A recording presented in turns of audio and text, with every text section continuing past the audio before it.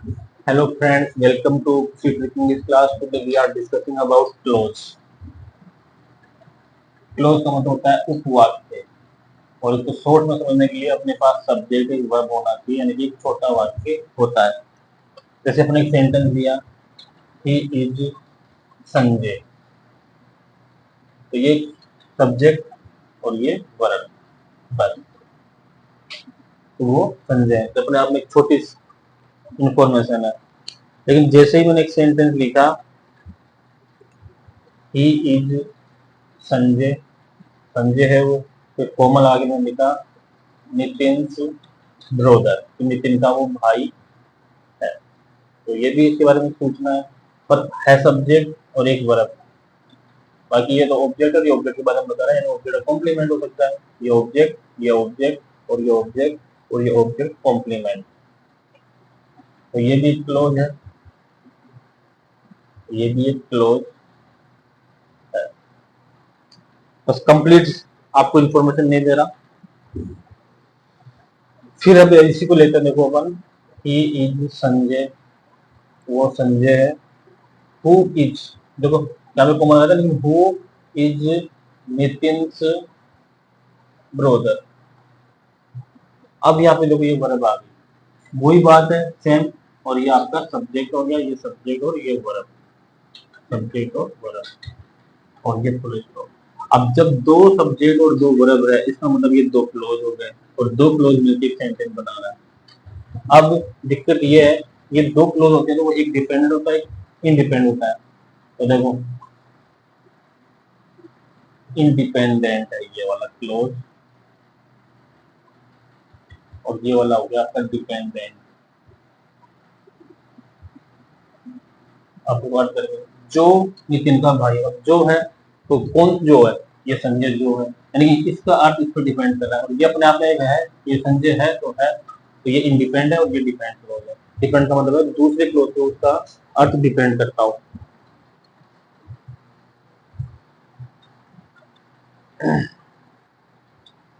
इसी को आगे और देखो ऐड कर लेते हैं, ही इज संजय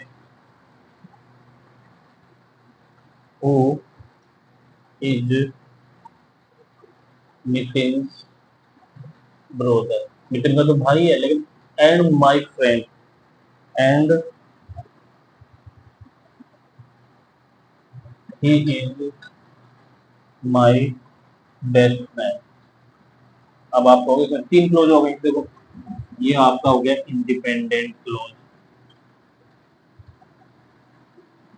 ठीक है, और ये हो गया आपका डिपेंडेंट। फिर आप कहोगे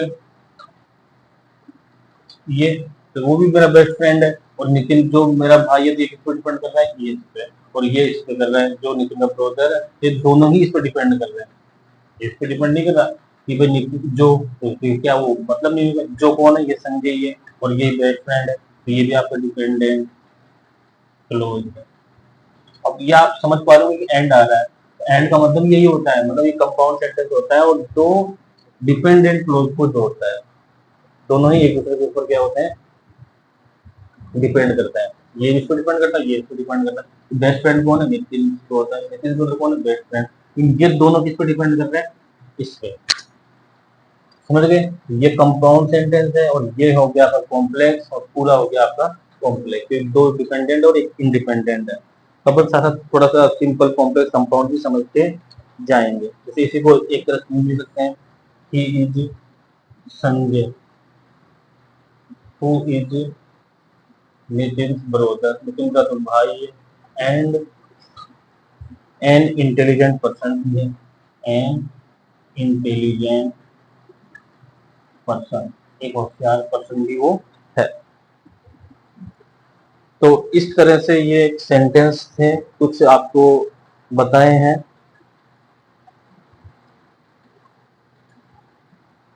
एक और ले लेते हैं, चलो, even if I was unwell, मैं ठीक नहीं था yesterday, I went to his house, I went to his house क्यों गया, बिकॉज से भी जोड़ दिया इसमें, बिकॉज ही हैड इनवाइटेड मी, क्योंकि उसने मेरे को इनवाइट किया था। इसमें 3 सेंटेंस है। भले ही मैं ठीक नहीं था कल, लेकिन I went to his house, फिर भी मैं वहां पर गया। क्यों गया, क्योंकि ही हैड इनवाइटेड मी। अब I went to his house अपने आप में अपन बोलते कि पूरा सेंटेंस है, मैं घर पे गया, लेकिन इवन इफ, क्योंकि मैं भले ही मैं बीमार था और उसने मुझे इनवाइट किया था। तो ये भी देखो, डिपेंडेंट क्लोज, ये भी आपका डिपेंडेंट क्लोज, और ये वाला आपका हो गया इंडिपेंडेंट। ये अपने आप में भी एक सेंटेंस हो सकता है, मतलब अपने आप में अर्थ दे रहा है, लेकिन ये उसने इनवाइट किया था इसलिए हो गया था। अब अपन करते हैं थोड़ा सा क्लोज का स्टार्ट। ये जो डिपेंडेंट क्लोज है, इसी को अपन सबऑर्डिनेट सबऑर्डिनेट क्लोज बोलते हैं, और इंडिपेंडेंट को अपन मेन क्लोज, प्रिंसिपल क्लोज बोलते हैं। अब ये सबऑर्डिनेट क्लोज 3 प्रकार के होते हैं, नाउन क्लोज, एडजेक्टिव क्लोज और एडवर्ब क्लोज। उसमें से अपन ये तो एक अपने क्लोज का इंट्रोडक्शन किया कि भाई डिपेंडेंट क्या होता है, इंडिपेंडेंट क्या होता है, और ये किस तरह का इसका स्ट्रक्चर रहता है। अब अपन नाउन क्लोज स्टार्ट कर रहे हैं।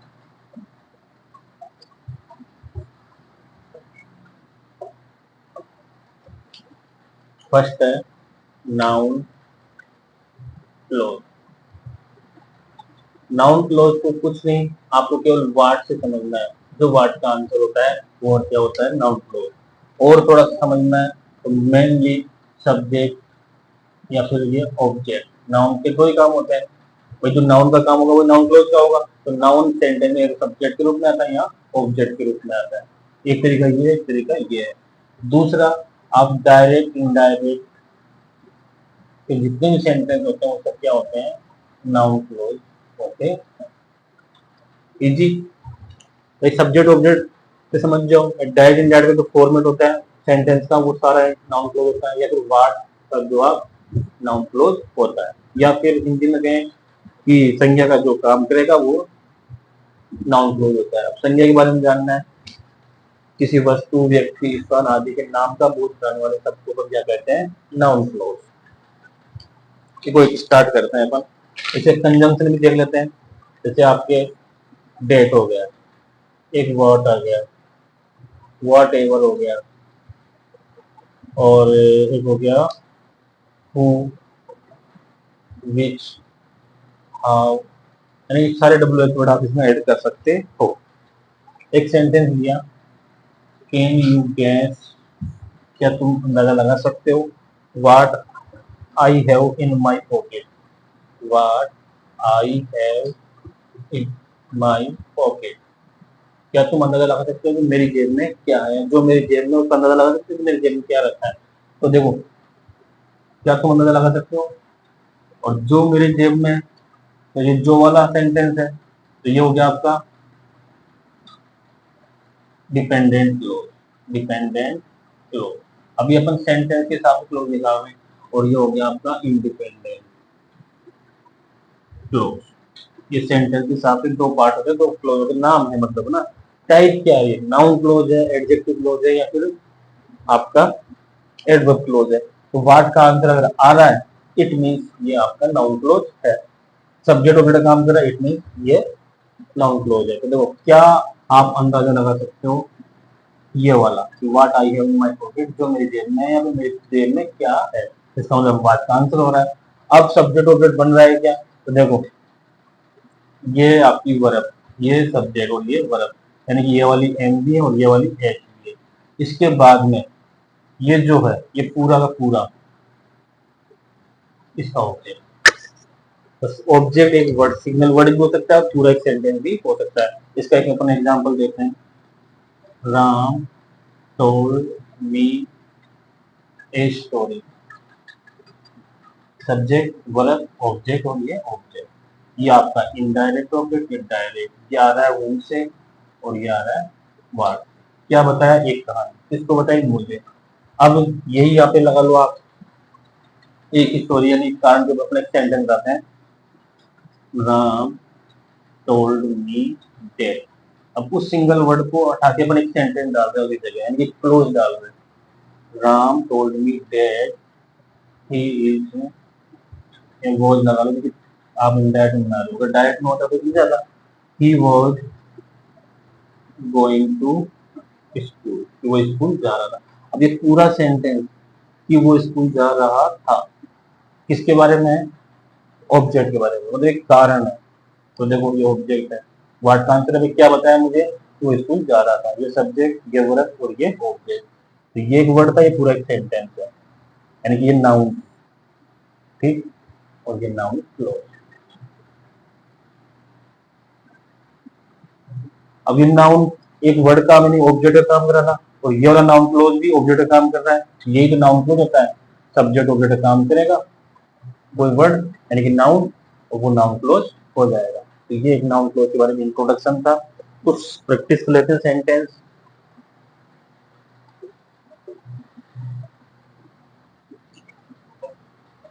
जैसे आई कैन डू, मैं कर सकता हूँ। व्हाट एवर आई वांट, जो मैं चाहता हूँ वो कर सकता हूँ। इतना सेंटेंस हो सकता है, आगे टू डू भी कर सकते हो।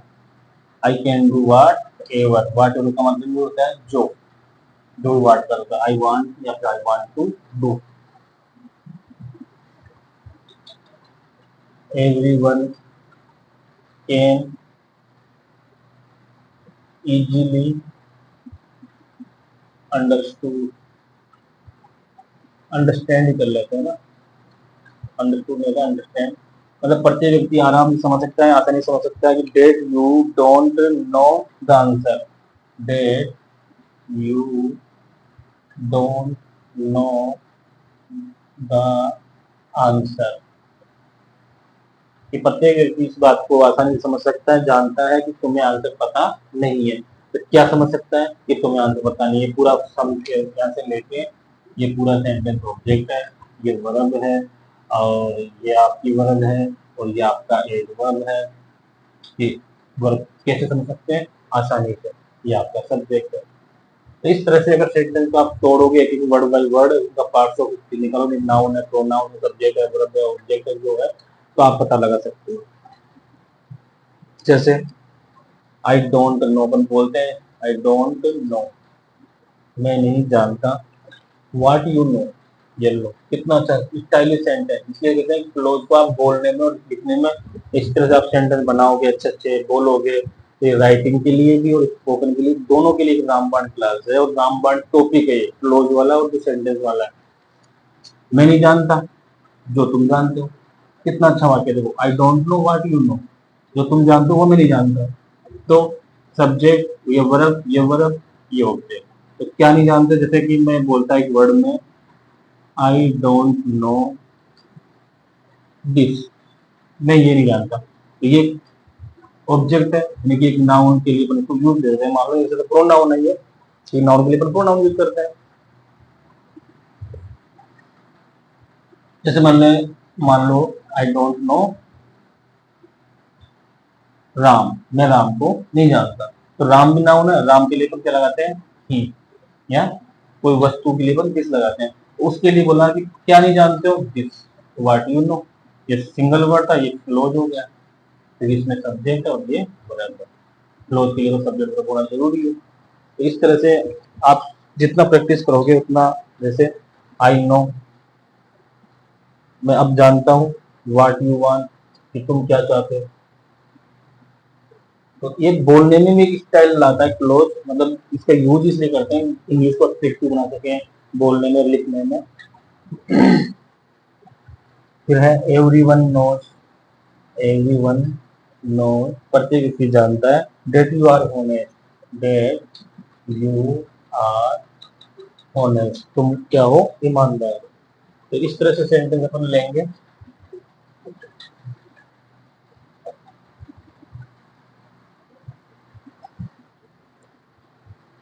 आई know that, I know that where she live. अब ये अपने आप में एक पर्सन है कि वो कहाँ रहती है, जहाँ वो रहती है, लेकिन ये सब्जेक्ट ये वर्ब अब यहाँ आ गया ऑब्जेक्ट आएगा तो क्या जानता है वो, आई तो जानता हूँ कि वो कहाँ रहती है। अब आपके दिमाग में ये जरूर आएगा कि वो कहाँ रहती है, तो प्लेस की बात हो रही है। लेकिन प्लेस की बात होती है तो वो क्या होता है, आपके एडवर्ब होता है, बिल्कुल एडवर्ब होता है। लेकिन आप समझने की कोशिश करो जवाब क्या दे रहा है, मैं जानता हूँ कि वो कहाँ रहती है, एड्रेस को नहीं जानता, वो कहाँ रहती है ना वो जानता है। तो वो जो सेंटेंस है पूरा वो किसका काम कर रहा है, ये ऑब्जेक्ट का। भले ही वो पहले है, लेकिन पहले से पहले वो उस सेंटेंस का ऑब्जेक्ट बन रहा है, उसके बाद में प्लेस है। तो जानता क्या है वो कहाँ रहती है, फिर वो पूछे भाई कहाँ रहती है तो वो बता। तब वो आप अलग क्वेश्चन पूछोगे। ये जैसे मान लो ऐसा ही होता, आई नो द प्लेस, ठीक है, वेयर सी लिव। अब यहाँ पे ये सब्जेक्ट, ये वर्ब और ये आपका ऑब्जेक्ट हो गया। मैं जानता हूँ कौन से प्लेस को, ये लो ये प्लेस आ गया अपने पास। अब उस प्लेस के बारे में बता रही है कि कहाँ रहती है, तो ये पूरा सेंटेंस वैसे तो आपका क्या हो गया, ये ऑब्जेक्ट है और ये आप ये कंजंक्शन हो गया, सी लिव वो रहती है, तो ये आपका हो गया एडजेक्टिव क्लोज। अब आप लोग एडजेक्टिव क्लोज कैसे होगा, ये एक नाउन है, प्लेस क्या है, नाउन है, इस नाउन के बारे में ये बता रहा है, प्लेस कौन सा जहाँ वो रहती है, तो ये एडजेक्टिव क्लोज हो गया। अब मैं अगर इसी वजह से बोलता I know where she live, sentence वही है, देखो वहां पे डेट था, अपने आप समझ गए नाउन क्लोज है। यहाँ पे प्लेस था उसके बारे में बता रहा है, तो ये एडजेक्टिव क्लोज है। अब यहाँ देखो सब्जेक्ट और ये वर्ब, यहाँ पे कोई कंजंक्शन नहीं है, तो यहाँ का ये क्या जानता है, जहाँ वो रहती है, तो क्या जानता है, ये स्थान जानता है, तो ये देखो। और वर्ब के बाद में एडवर्ब यूज होता है या फिर ऑब्जेक्ट, तो ऑब्जेक्ट है नहीं, ये पूरा ऑब्जेक्ट है। ऐसे तो ये ऑब्जेक्ट है, मैंने कहा ना कि पहले ये क्या है, ऑब्जेक्ट, उसके बाद में वो एडवर्ब है, तो ये एडवर्ब भी है, ऑब्जेक्ट भी और एडवर्ब भी, वर्ब के बाद दोनों ही आते हैं। तो ये स्थान की बात करा डायरेक्ट, मैं जानता हूँ वेयर सी लिव, जहाँ वो रहती है। यहाँ पे ये ऑब्जेक्ट क्यों है, क्योंकि डेट से जुड़ा हुआ है तो ऑब्जेक्ट भी यहाँ पे भी, लेकिन वर्ब के बारे में बता रहा है ये सेंटेंस पूरा। अब क्या जानता है वो, I know where she live, वो कहाँ रहती है। आपके दिमाग में डेफिनेट आएगा कि नाउन क्लोज है, क्योंकि वर्ड का आंसर, लेकिन डेट नहीं है यहाँ पे। चलो डेट नहीं दी है, आपने इसको वेयर से जोड़ भी दिया, तो नाउन क्लोज भी है और ये आपका एडवर्ब क्लोज भी है, दोनों ही है एक साथ, क्योंकि देखो वर्ड का आंसर क्या जानता है, जहाँ वो रहती है, ठीक है। और अब इसको एडवर्ब अपन मान लो प्रूफ कर रहे हैं कि एडवर्ब है, तो देखो कैसे, अगर यहाँ पे दूसरा कंजंक्शन होता, यानी कि डेट होता या फिर वेयर होता, जो भी होता, तो नाउन क्लोज होता। लेकिन अब ये वेयर देखो कंजंक्शन का काम भी कर रहा है और पूछने का काम भी कर रहा है, इस तरह से ये क्या है, प्लेस है, तो प्लेस है, तो प्लेस का मतलब ये एडवर्ब ऑफ प्लेस, इस तरह से देखना है। इट इज श्योर, क्या श्योर है, देखो that she is coming, she is coming, कि वो आ रही है, तो देखो यहाँ से क्या निश्चित है, ये निश्चित है कि वो आ रही है। I said that, I said that I will would go, I will go या आई वुड गो, मैंने कहा कि मैं जाऊंगा। Ram told me that, Ram ने मुझे बताया, he was going to Jaipur, he was going to Jaipur, वो जयपुर जा रहा था।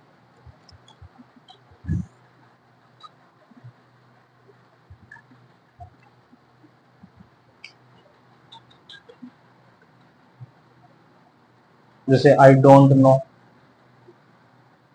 मैं नहीं जानता, हु यू आर, तुम कौन हो, तो ये नाउन क्लोज के अपने एक सेंटेंस लगभग अपन ने प्रैक्टिस कर ली है, और भी प्रैक्टिस करेंगे अपन।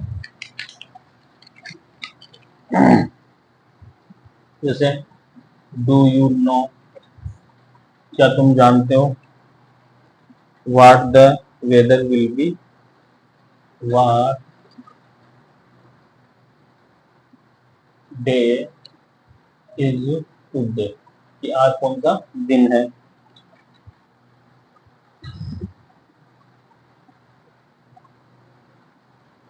जैसे एक है I believe that I will pass, I will pass the test, मेरा विश्वास था कि मैं टेस्ट को पास कर लूंगा।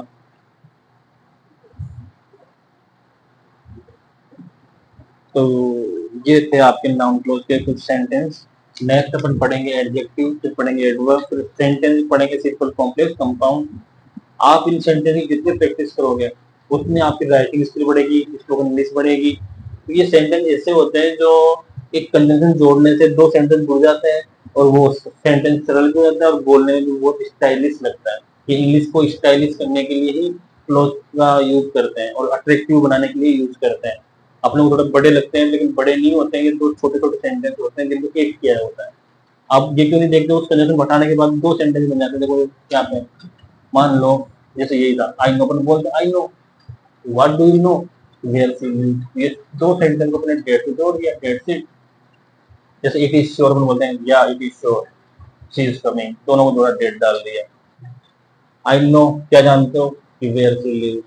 जैसे राम टोल्ड मी, मुझे बताया, क्या बताया, he was going to Jaipur. I don't know बोलते हैं अपन, क्या नहीं जानते हो, कि हु आर यू, तुम कौन हो, या who you are. Do you know, तुम जानते हो, फिर बोला कि what day is today, I believe in God, I believe in myself, तो I will pass the test. मुझे विश्वास था या मैं विश्वास करता हूँ कि I will pass the test. Okay, best of luck.